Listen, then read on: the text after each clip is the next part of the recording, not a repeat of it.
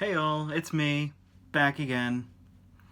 Hopefully everybody's out there staying safe, staying sane, staying active. Hopefully nobody started talking to their furniture yet. And if you have, hopefully you haven't put giant googly eyes on anything yet. I regret nothing. But I was just thinking now would be a great time to redecorate, redesign, put anything up in your room you'd like. And one of the things I was thinking is I've decorated my room over time and I've put scripture up, and I just love having different scriptures around my room that I can look at, read, see all the time. And one of the ones that I put up that I just absolutely love is a verse at the end of Mark chapter 10.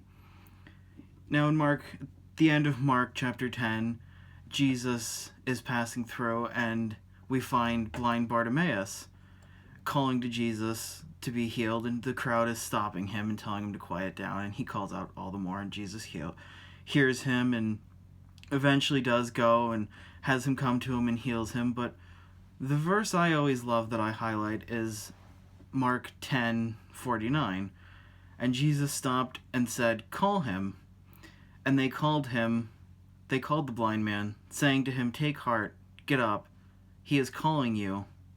And I just love that verse, especially the end there. He is calling you. And I think it's a beautiful verse that can apply to us too. While it applies to Bartimaeus and the disciples telling him that Jesus is calling him, I think it can apply to us now too. Jesus is calling you. Each and every one of us, Jesus is calling to you for something. For whatever purpose he has for you, whatever mission he has for you to fulfill, Jesus is calling to you. Or maybe you're like the disciples in this situation. Jesus is telling you to go to tell that person that Jesus is calling them. So we have to go and tell them that Jesus is calling you.